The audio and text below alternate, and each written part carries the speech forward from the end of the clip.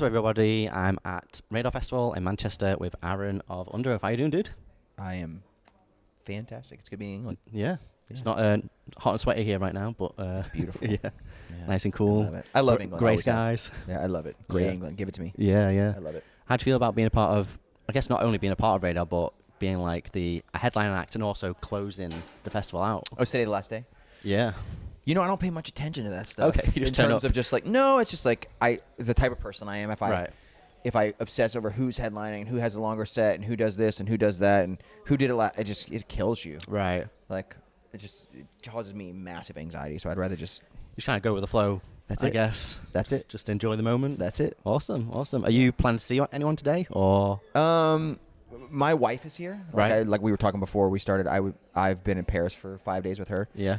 And she's never been to England. Okay. So It's kind of an experience for her as well, I guess. I've had press all morning, so I'll go back and get her. So I don't know how much bands I'll catch today. Right. Yeah. Are you in the UK for long, or is it just this? We got here yesterday. I guess it would have been like 1:30. Right. And then we leave Tuesday morning.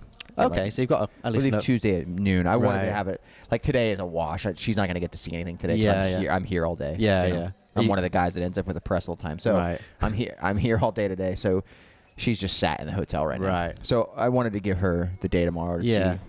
So you're staying in Manchester, do you think? Yes. Yeah. Yes. Cool. Well, if you need any recommendations, Cheers. Yeah. Yeah. We went to Dishoom last night. Oh, that's meant to be really good. I've not been there, but it's meant to be amazing. I'm 40. I'll be 42 in a couple weeks, and it's the best meal I've ever had. Really? I love Indian food, you know, and Yeah. obviously in we don't have. You can get it in New York, Yeah. in certain places where there's concentration of those people. Yeah. But Indian food in the UK is Yeah. just different, man. It's really good. It's like incredible. Especially in Manchester. So there's a place, it's called Curry Mile, and it's basically just a mile of Indian restaurants. Well, this was like, I've been to a lot of great curry in England. Yeah. I've been coming to England for 20 years. Yeah. This was different. Right. This was It like hit different. I couldn't understand it. My wife was like, "What is this food?" And I was Yeah. like, and it's not very expensive. It's fucking hard to get in. Yeah. But we made reservations like a week ago. Right. And then I woke up this morning and checked if there's reservations again for tomorrow. You want to go again? Right. We're going to tomorrow. Oh, are night. you? Okay. Yeah. Oh, absolutely. Right. You don't understand. Well, that's where we need to go. You have, and it's not like it's crazy expensive. I think Right. we paid 70 or 80 quid for like 6 things and drinks, and That's good. It's not mental. Yeah, I yeah. thought, for sure, like when we sat down last night, I'm like, we're about to spend $1 million. Yeah, and yeah. you can't even see the prices. It's so fucking dark. Right. And the guy was he just knew everything to order, and I just did what he told me to do. Yeah, It was yeah. mental. Yeah. Like, change your life good. Right. Like, I knew when the appetizer came out, I was like, this lamb mince thing, I was like, oh my God. We're about to experience something. It was, Yeah. honestly, if Yeah. you've never been, Yeah. like, I guess there's 9 locations. Or, Yeah, there's a few of them. 13. So there's one here. There's 9 in London. There's Yeah. one in Sheffield and one in Brighton, or Right. one in Birmingham. I can't remember. Yeah, but yeah. There's a place here called Bunderbust, which is really good. It's like Indian street food, but it's like a tapas thing, so you just pick and choose. Oh, I love which it. you want. It's amazing. It's amazing. So I guess you guys dropped your 10th album earlier this year. 10 albums, which is We don't really incredible. call it that, though, because the first few like EP things were like when we were a local band, there was no distribution. or Yeah. They weren't really released. It's a different They weren't era. Really, they weren't really, well, not even the era, but you're just a local band, you know? Yeah, yeah. And you're putting out essentially like demos, I guess. I guess, yeah. You know what I mean? So our first real album came out in 2003. Right. Called The Changing of Times. Right. Yeah, 2002, 3. Right. Yeah. So you just consider those ones before that kind of like, I don't know, just goofing around, just Yeah, just a local band. They Yeah. weren't properly distributed. You can get them now, but Right. at the time. So in my head, it's our 8th album. Right. But yeah, I don't know. I'm Yeah. not sure. Yeah. Yeah. How do you feel then, like, because I guess now fans have had a few months to kind of like sit on it and digest it. How do you think they've been taken to it?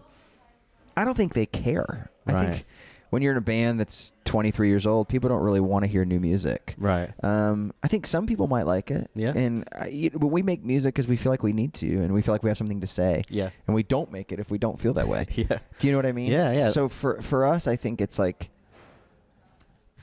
I think some fans like it, and that was a crass thing to say. But I don't think a lot of fans. I think a lot of fans, when they think of Underoath, don't think about new music. Right. You know, which is okay. I think we were like kind of you guys, like you've been around for so long, you kind of made your legacy and stuff. Like there's no need for you to put out music just because you, for the sake of putting out music, you want to put out music. Yeah, there was a time, when you're a newer band or a band that's hit your stride, or you've got some from press and you're selling tickets, like every 2 years you should. This is back in the day. Every 2 years, like you should put out an album. Yeah, it's the cycle. It's the cycle. Yeah, and we don't have that. We don't have that pressure. We put out something when we feel like we need to. Yeah, I think that's the best way to go about it. Yeah.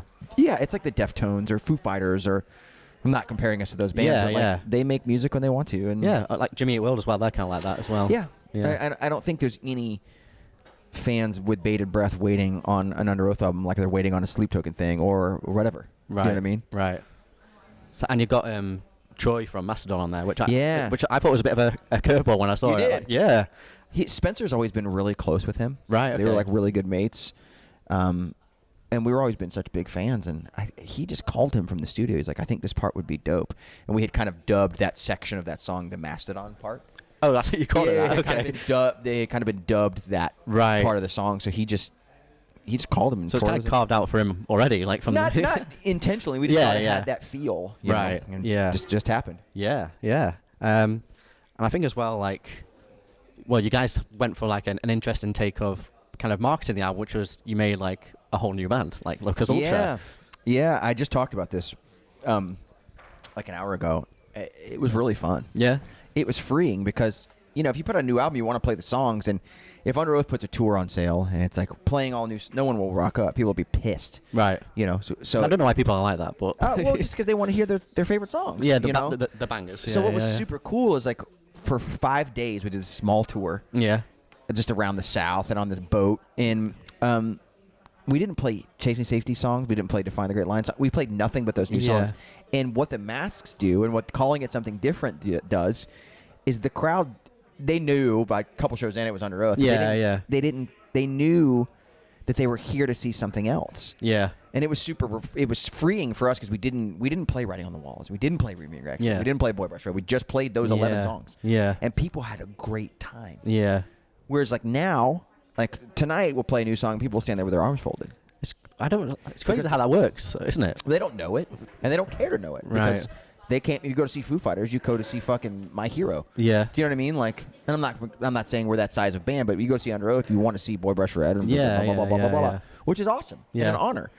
But this made it to where it wasn't that. Yeah, yeah. Do you know what I mean? Well, I guess that's refreshing for you. Like, not to say that you like hate any of those old songs or anything like that, but you've been playing them for years, right? It must be refreshing to not play them. I don't hate them at all. I think that they're why we're here. Yeah.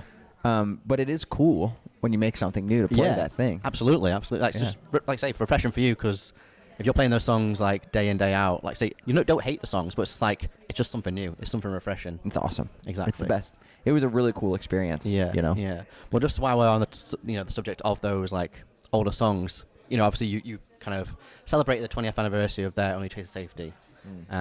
And next year will mark the 20th anniversary of Define the Great Line. Yep. Are you planning to celebrate that in any kind of way? We'd love to. I don't know any particulars about it, to be honest with you. I don't know if it's happening or not happening, or I've heard rumblings of it. I'd be ecstatic to do it, but You're down to do it, yeah. No one's told me directly this is the plan. Yeah, yeah. So nothing concrete or in stone. Yeah. It's just you're aware that the anniversary is there. I think people would like it. I think people would like to go. So yeah, absolutely.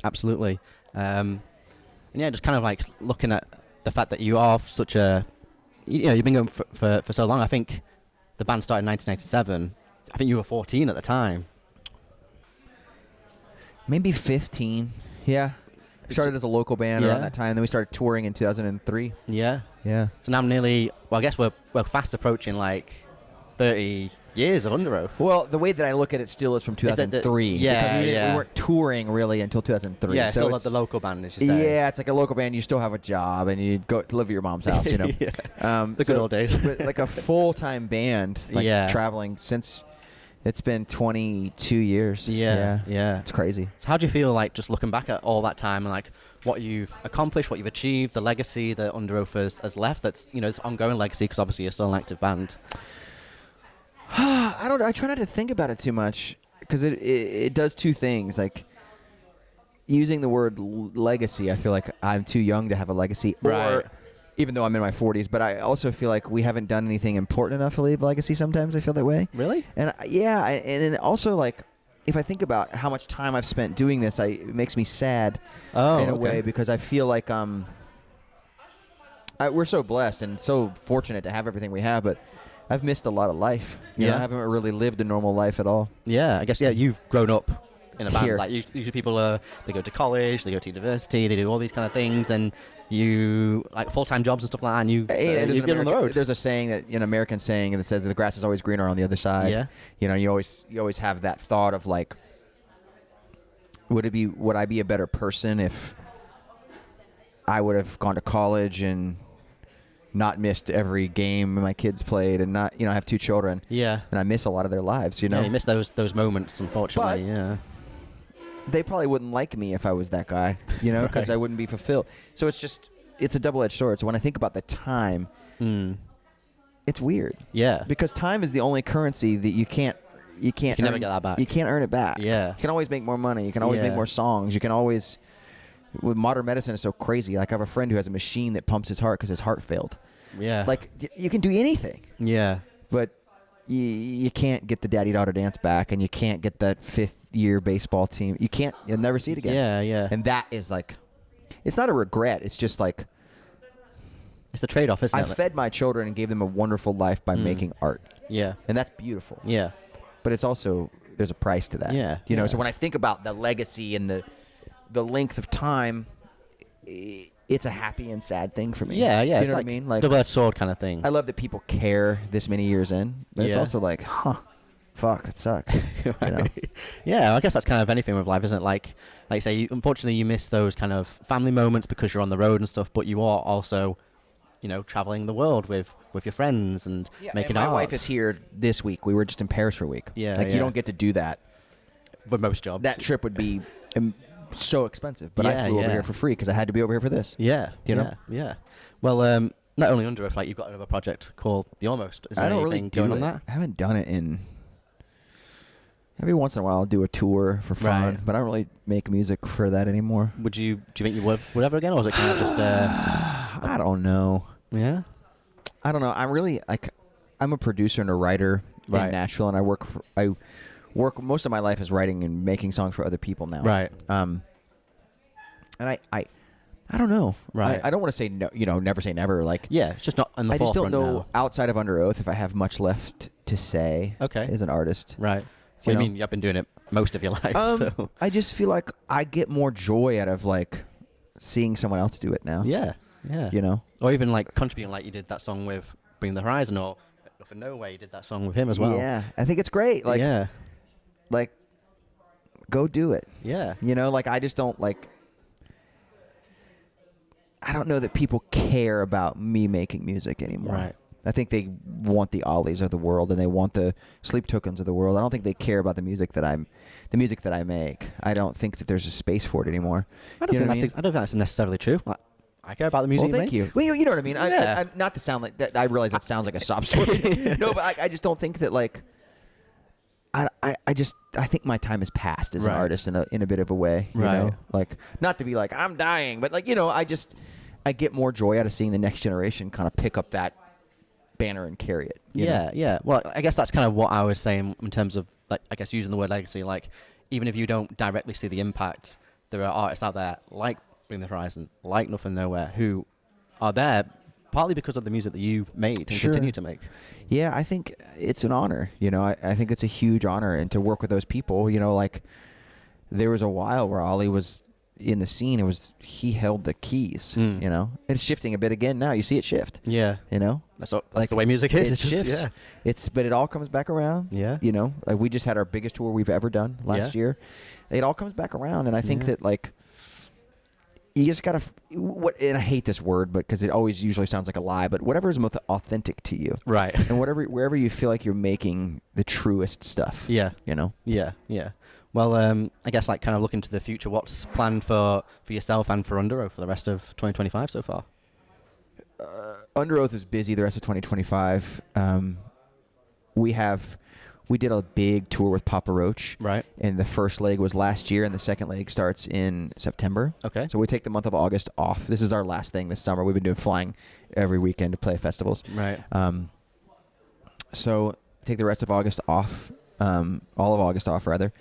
And then we go on the Papa Roach thing, and then we go to South America. in October, November. And then we're over in the UK and Europe for a month with Landmarks in December. Awesome. We go home get home right just before Christmas. Right. And then that's as much as I know right now. Awesome. Yeah. Sounds exciting. Yeah. So just playing shows and doing the thing. doing the bits. Yeah. Awesome. That's it. Well, Aaron, thank you so much. Yeah, thanks for your time. Any final words before I let you go? No, thanks for having me. Appreciate it, brother. Yeah. Yeah. Appreciate Cheers. it, man. Great to meet you. Thanks for having me.